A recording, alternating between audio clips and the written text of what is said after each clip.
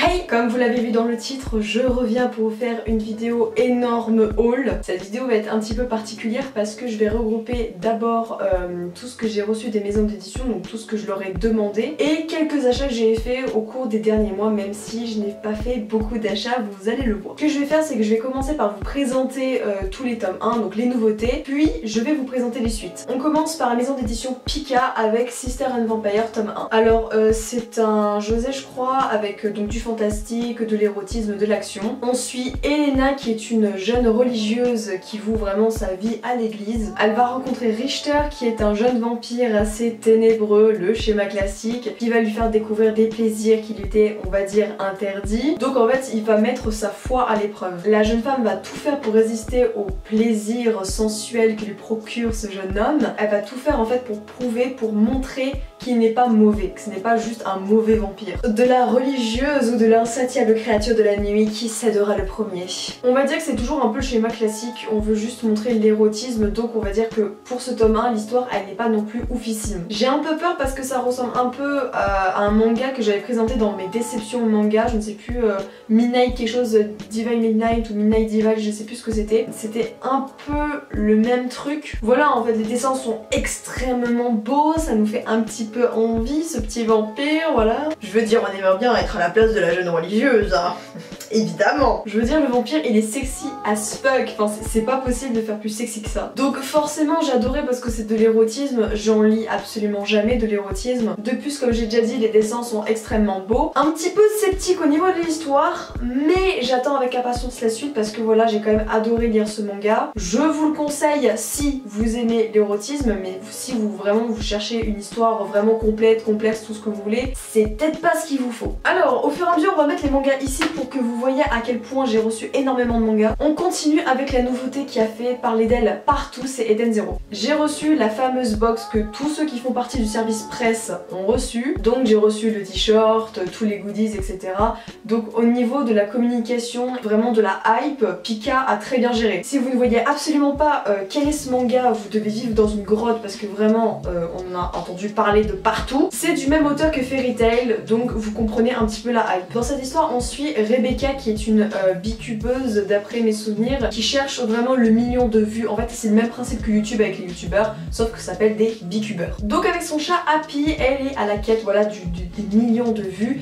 Et pour ce faire, elle va se rendre sur une île qui s'appelle l'île Grande Belle d'après mes souvenirs. Et cette île est réputée pour avoir un parc d'attractions qui est géré uniquement par des robots. Il rencontre toutefois un humain qui s'appelle Chick. C'est un jeune garçon qui rêve vraiment de découvrir le monde, qui a été élevé par ces robots, et voilà, en fait il rêve de d'autres horizons. Et c'est alors que les employés, donc tous les employés sont des robots, ils se montrent menaçants envers Chicky et les autres. Et donc commence l'aventure de Rebecca, de Chicky et de Happy. Il faut savoir que je suis une fan inconditionnelle de Fairy Tail, ou du moins de l'univers. J'aime beaucoup l'histoire, tous les personnages sont extrêmement attachants, charismatiques, tout ce que vous voulez. Cependant je n'avais jamais lu les mangas, je me contente de regarder l'anime. Et donc quand Eden Zero est sorti, je me suis dit qu'il me fallait absolument, parce que si j'aime l'univers de Fairy Tail, je pourrais sûrement aimer Eden Zero et ce serait une occasion de commencer un manga comme ça. Alors, point fort, le dessin. Hein, les dessins sont très dynamiques, très sympas, très rigolos. Les personnages sont bien faits. De toute façon, si vous connaissez un peu le design, le chara design plutôt de Fairy Tail, c'est exactement la même chose. L'histoire est sympathique, on se prend facilement dedans. J'ai beaucoup aimé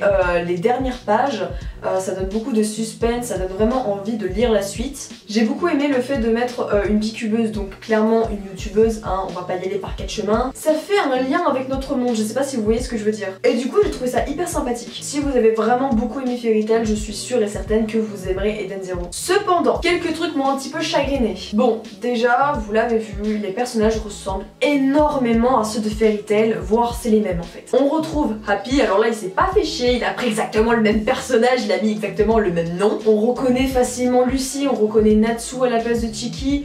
On a aussi Erza qui apparaît un peu plus tard. En fait, il y a que des personnages limite de Fairy Tail qui reviennent. C'est soit moitié-moitié, soit 3/4 de personnages de Fairy Tail. Ce que j'ai trouvé très dommage. Cependant ça peut avoir un petit côté positif dans le sens où si vous avez aimé Fairy Tail et si vous aimez les personnages de Lucy, Natsu et Happy, vous n'avez pas besoin d'un petit temps pour s'attacher aux personnages, vous vous attachez directement, c'est comme si vous les connaissiez depuis très longtemps. Ce qui a été sympa aussi c'est qu'il parodie vachement justement Fairy Tail, il y a des petites références à Fairy Tail dedans, il y a un peu des petites parodies du genre ah, le pouvoir de l'amitié. C'est un petit peu parodié, c'est sympa, donc ça fait des petites notes d'humour et si on a la référence de Fairy Tail, bah voilà, c'est sympa. Comme je vous l'ai dit, la fin elle est assez prenante, on a vraiment envie de découvrir la suite. Si vous êtes jeune et que vous avez envie de un petit science-fiction ou plutôt space fantasy comme l'auteur l'aime l'appeler, ça peut être hyper sympa et si vous aimez l'univers de Fairy Tail, comme je vous l'ai déjà dit, foncez. Pour le coup, moi j'ai quand même vraiment apprécié et j'ai hâte de découvrir la suite. On passe à un manga d'un tout autre genre, toujours de chez Pika, il s'agit de Starving Anonymous. Alors déjà, je tiens à dire que c'est pour public très averti. Nous nous trouvons en plein mois de mars et le Japon est frappé par une vague de chaleur horrible. On suit Ie, donc Ie, je sais pas si ça se prononce comme ça s'écrit I-Y-E, qui est un lycéen passionné de dessin qui va se faire enlever dans le bus avec son ami Kazu. Il se réveille dans un hangar rempli d'hommes congelés, d'hommes qui se font découper et par la suite on va le mettre dans un hangar rempli d'hommes obèses. Non seulement cette pièce est close mais également les hommes obèses qui sont autour de lui sont nus, ils se chient dessus donc en fait ils se font dessus et ils sont nourris par un espèce de gros tuyau et en fait il comprend vite que les gros tuyaux, donc la nourriture qui sort de ces gros tuyaux, rend obèse très rapidement, dont son ami Kazu. Et le cauchemar ne fait que commencer. Ce manga, il m'a foutu la gerbe. On est dans un univers malsain, on est dans un univers vraiment terrifiant, dégoûtant, vraiment ignoble. Pour les personnes qui détestent justement les ambiances un peu dérangeantes, mais n'allez absolument pas vers ce manga. Et surtout, si vous détestez les insectes, n'y allez pas. Alors quand on découvre que notre héros Ie est dans un élevage humain, hein, parce que c'est un élevage humain, on pourrait croire à une sorte de cannibalisme, ce qui n'est absolument pas le cas et vous allez le découvrir en fait tout le long du tome. J'adore bafouiller. Tout fait que c'est extrêmement dérangeant. Les dessins, les ambiances, les expressions des personnages, les personnages en eux-mêmes et l'histoire qui est totalement horrible, je trouve, extrêmement malsaine. Et évidemment au niveau des images qui se trouvent dans ce manga, âme sensible, s'abstenir.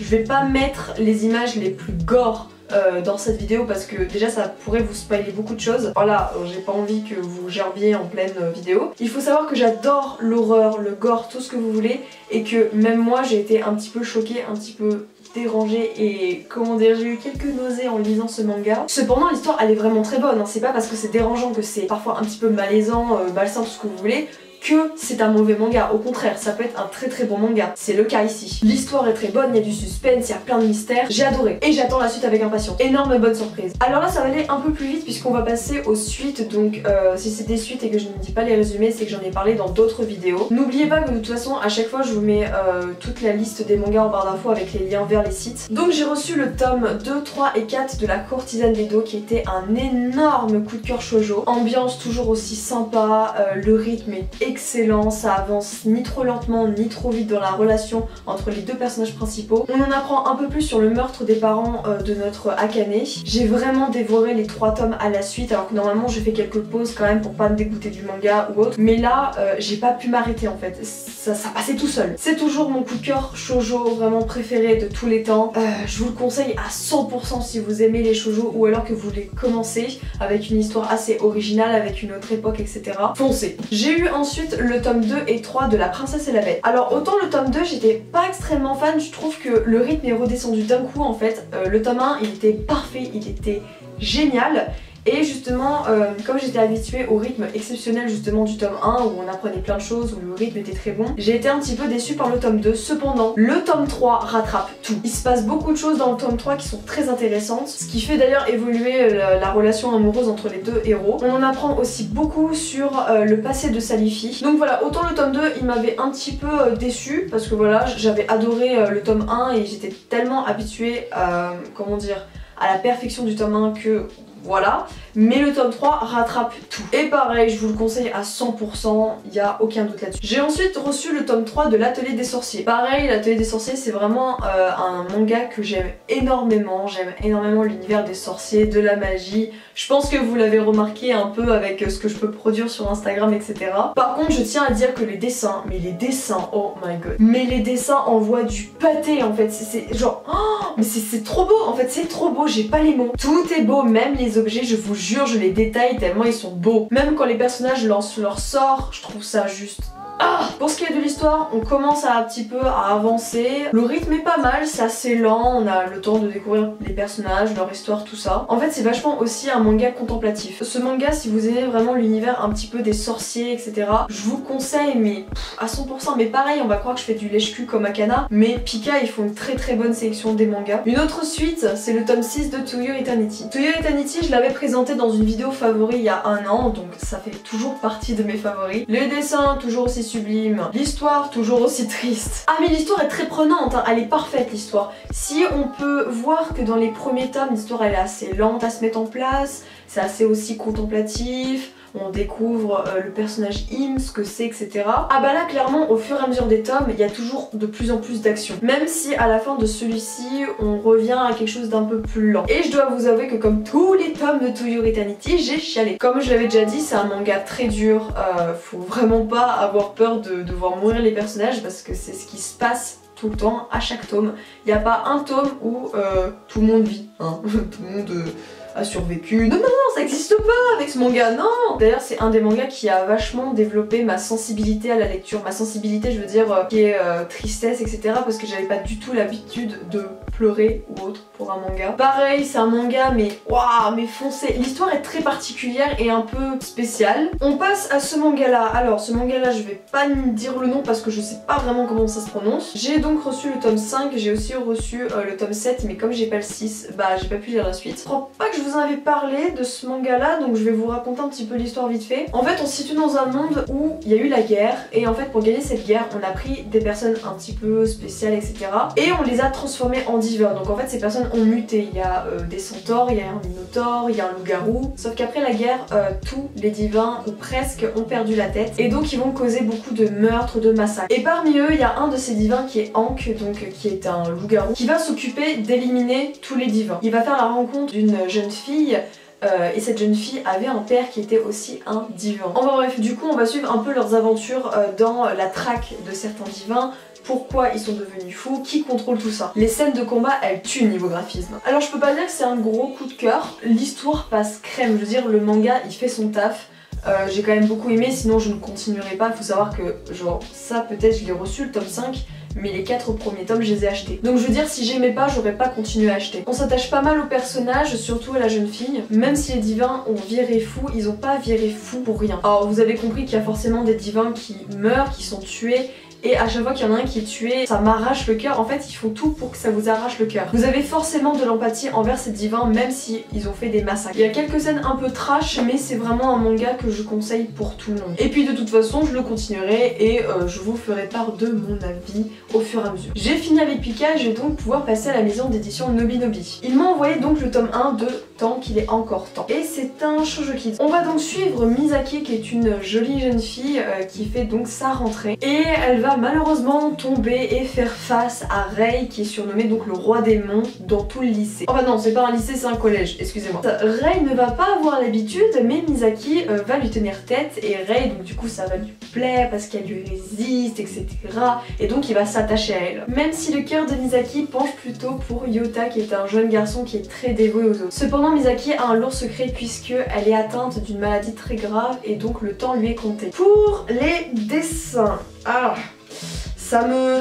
ça pique. Pourquoi ça pique? Ça pique dans le sens où au niveau des traits pour les garçons, ça me fait beaucoup penser aux shoujo des années 2000 et même pour les filles. Donc sur ce point là j'ai un petit peu l'impression de revenir en arrière au niveau du style de dessin. Cependant ça marche totalement parce qu'on s'attache quand même aux personnages, je les trouve quand même très beaux les personnages, ça enlève rien au charme du manga. Pour ce qui est de l'histoire, je ne m'attendais pas du tout à aimer autant. C'est à dire que quand j'ai vu que c'était un shoujo kids, donc plus tourné jeunesse, c'est plus pour les jeunes que pour les adultes. Déjà, j'avoue, j'étais partie avec un petit a priori, une petite pensée, un petit jugement. Mais je l'ai dévoré ce manga, j'ai adoré, je vous l'ai même mis en story que j'avais adoré direct quand j'ai eu fini de lire. Ce que j'ai adoré, c'est que Misaki, elle est pas du tout cucu justement, elle est pas naïve, elle tient tête, elle est forte, elle se laisse pas marcher sur les pieds. Et ce qui la rend encore plus attachante, c'est peut-être horrible à dire, mais c'est qu'elle est atteinte d'une maladie et en fait ça la rend touchante, ça la rend...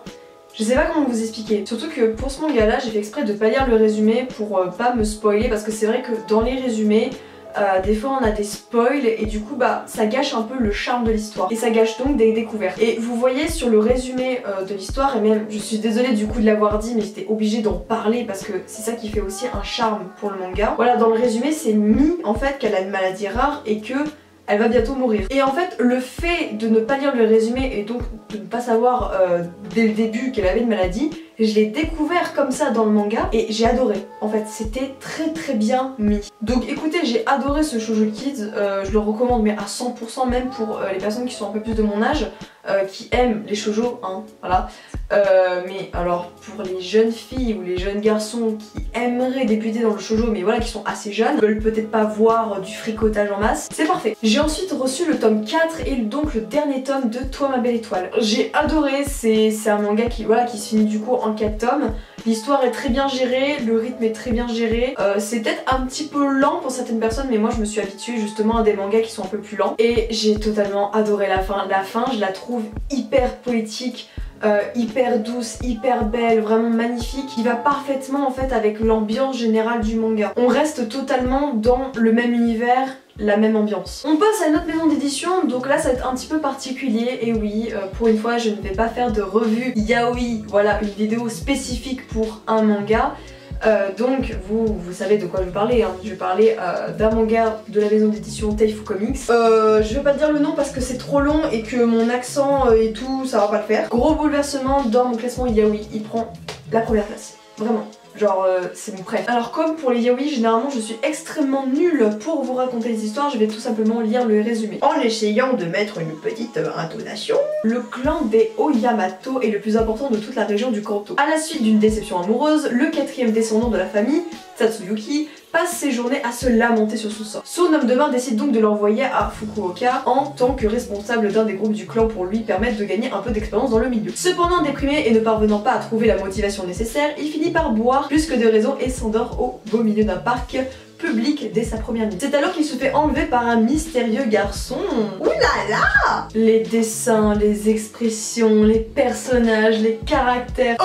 Il y a quelque chose qui pourrait énormément choquer la plupart d'entre vous dans ce volume. En fait dans ce volume, notre petit chef de clan, de groupe, va avoir des rapports sexuels avec une personne, sauf qu'il ne sera pas consentant et ça va énormément se ressentir. Du coup on peut clairement parler de viol. Si vous n'aimez pas les yaoi où le consentement n'est pas là, je vous dirais de ne pas vous tourner vers ce manga parce que ça prend quand même une bonne partie du tome, donc de ce one shot, hein, parce que c'est un one shot. Cependant il y a quand même beaucoup de scènes d'amour avec les deux héros qu'on voit ici.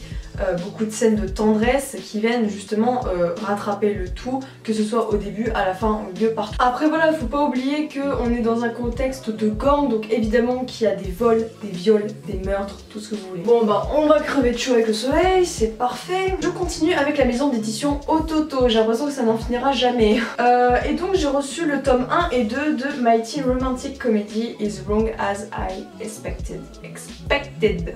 En gros on va suivre Hachiman, je sais pas comment ça se prononce, qui est hyper pessimiste. En fait il est tellement pessimiste, il a tellement pas d'envie dans la vie, il a pas d'amis, il a aucun entrain. Sa prof le force à aller dans un club et donc il va aller dans un club un petit peu particulier où il y a personne, il va juste devoir comment dire, coopérer avec une autre jeune fille qui s'appelle Yukino, qui est une élève brillante mais totalement antipathique et très sarcastique. Vous comprenez que c'est un duo un petit peu particulier. Ce sont donc deux lycéens avec des caractères extrêmement différents et ça va forcément créer des étincelles. Pas emballé du tout.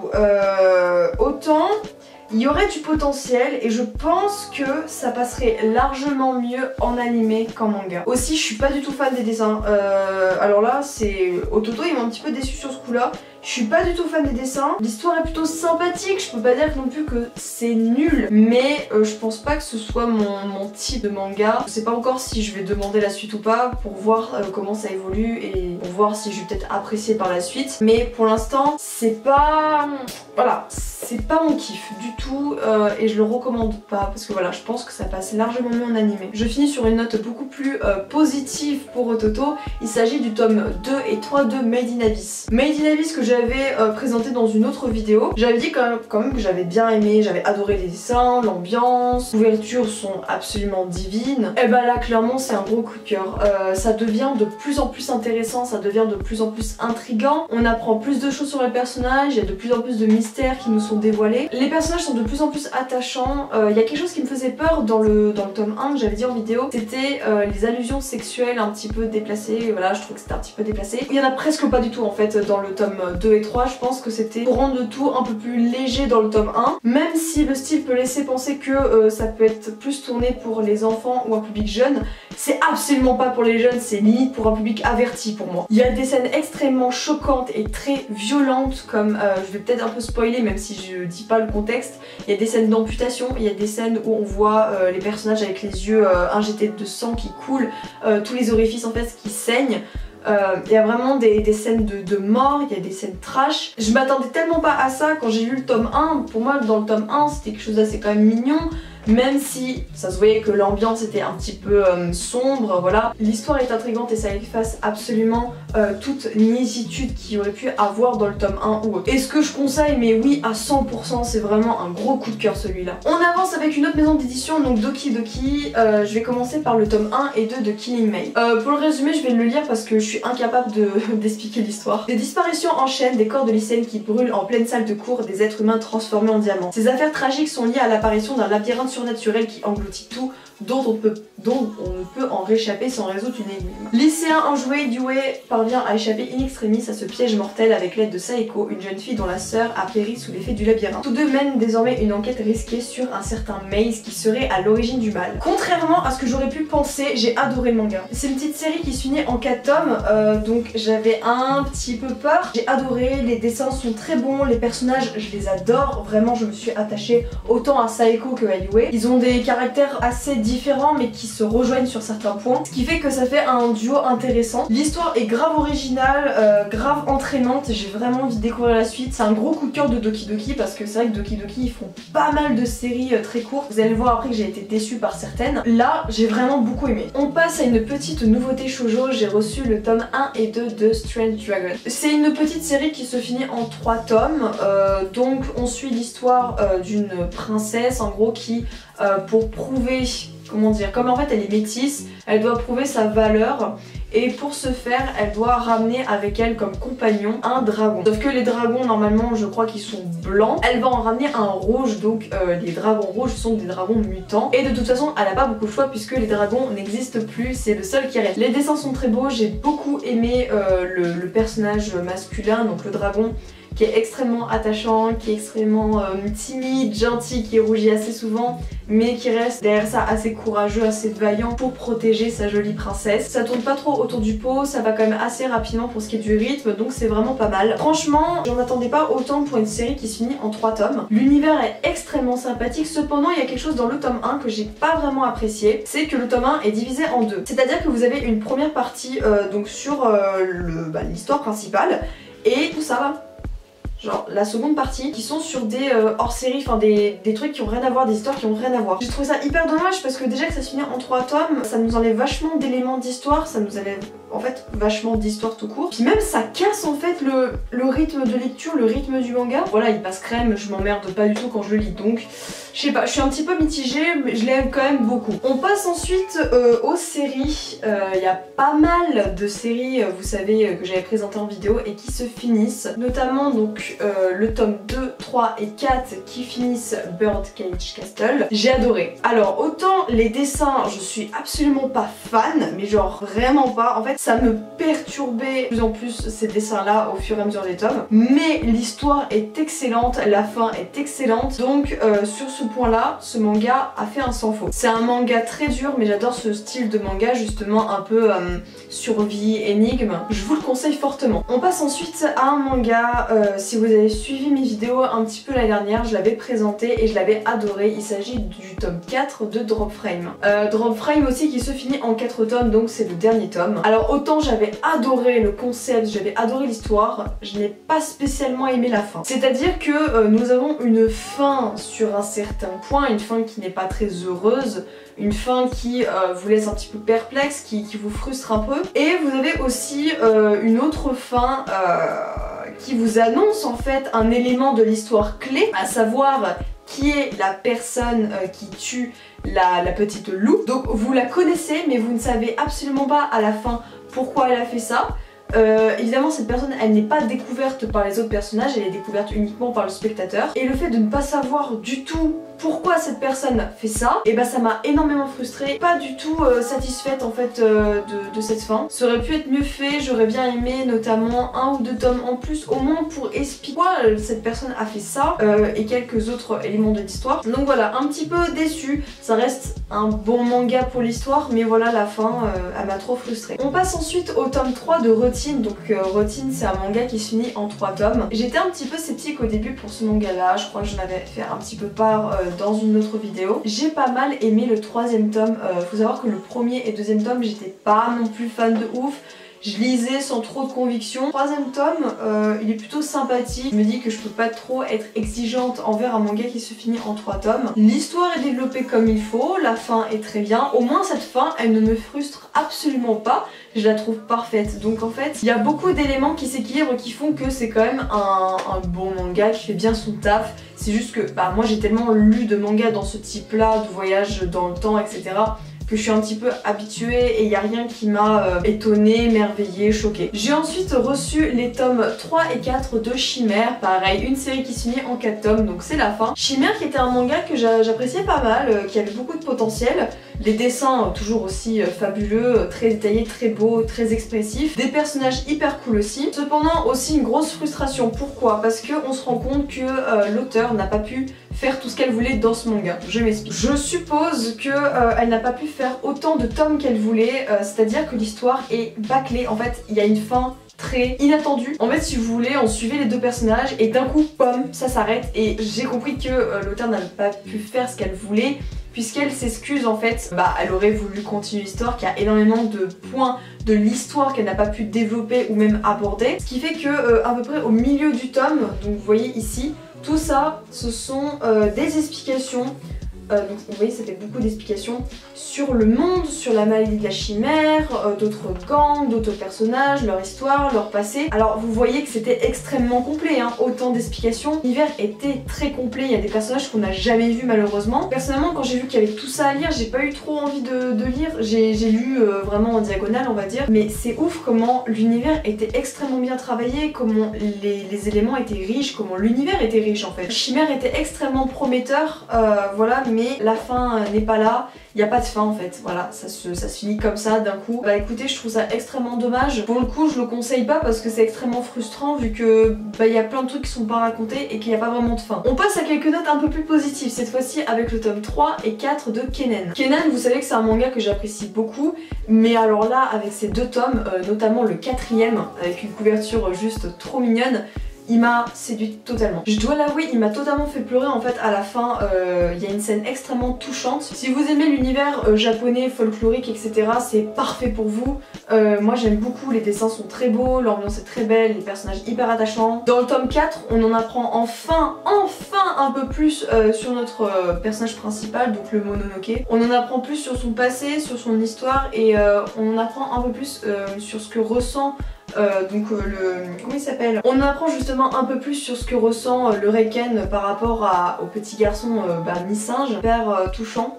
j'ai beaucoup aimé et gros coup de cœur de ce mois-ci au niveau de Doki Doki. On passe ensuite à Talentless, donc j'ai reçu le tome 2 et 3, donc vraiment des gros pavés pour le coup. Je vous avais dit que j'étais pas non plus hyper fan, j'avais pas non plus hyper accroché dans une autre vidéo pour ce qui était du tome 1. Le tome 2 c'était à peu près sur la même lignée, j'ai pas plus accroché que ça. Par contre le tome 3 rattrape pas mal, j'ai beaucoup plus apprécié le tome 3, il se passe plus de choses, on en apprend un peu plus sur d'autres personnages, il y a un peu plus d'action intéressante. C'est pas un coup de cœur mais il fait son taf. On passe ensuite à mes achats. Alors il faut savoir que depuis que je fais partie du service presse de pas mal de maisons d'édition comme vous avez pu le voir, Kana, Pika, tout ça, j'achète beaucoup moins de mangas. Parce que forcément ce qui me plaît chez certaines maisons d'édition, je vais le demander, je vais le recevoir, donc j'ai pas besoin de l'acheter. J'achète que quelques mangas de temps en temps. Et comme vous l'avez vu, je reçois beaucoup de mangas. Ça me pousse pas en fait à aller acheter d'autres mangas pour avoir encore plus de lecture. J'y vais vraiment quand il y a vraiment des sorties qui m'intéressent. Je n'achète plus aucune nouveauté. Alors je commence avec le tome 5 de L'Enfant et le Maudit qui est édité par Komiku. Pareil, je l'avais présenté dans une vidéo favori l'année dernière. Toujours aussi séduite par l'ambiance très glauque et à la fois très mignonne de l'univers. On commence vraiment à avancer dans l'histoire, on commence vraiment à découvrir certaines choses. J'aime beaucoup comment la relation entre le professeur et la petite fille avance. Il commence à y avoir quelques tensions, quelques morts. Moi ça m'a énormément touchée en fait, je le trouve très prenant ce manga. Ensuite nous avons le tome 10 de Device Line, je sais pas si je le prononce correctement. Pareil c'est une série, j'avais un énorme coup de cœur là-dessus, enfin vraiment c'était il y avait de la romance, du vampire, donc j'étais forcée d'aimer. Mais depuis quelques tomes, je trouvais que le rythme était extrêmement ralenti. À partir du tome 7, en fait, le rythme, il en a pris un coup, en fait. Ça avançait plus trop l'histoire entre les deux personnages principaux. Donc forcément, la romance, elle en pâtit. J'avais vraiment l'impression que le manga commençait à s'essouffler, alors qu'il y avait énormément de choses qu'on pouvait encore exploiter. Mais le tome 10, il est parfait, justement, il repart au galop, en fait, il redonne du rythme au manga. La romance, elle avance d'un coup, on en apprend un peu plus sur le passé des parents du vampire, je ne sais plus comment il s'appelle, ça y est. Très gros coup de cœur, si vous aimez les vampires, si vous aimez un petit peu l'action, il y a un petit peu de gore évidemment, enfin c'est pas du gros gore. Si vous aimez la romance, foncez, c'est pour vous. Et enfin, dernier tome, il s'agit du tome 6 de Au-delà de l'apparence de chez Kana. Au-delà de l'apparence, ça allie non seulement une histoire d'amour, mais aussi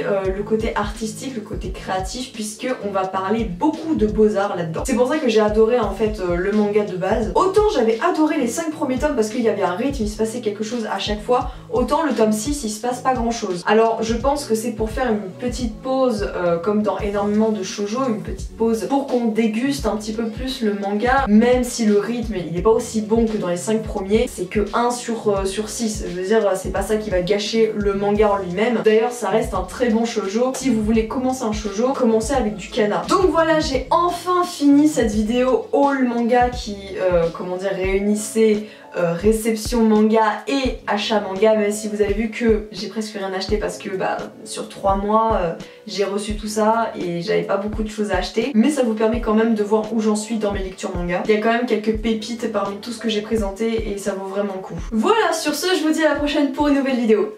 Bye. C'est qui va le galérer pour faire sa miniature? Oh non, te calme.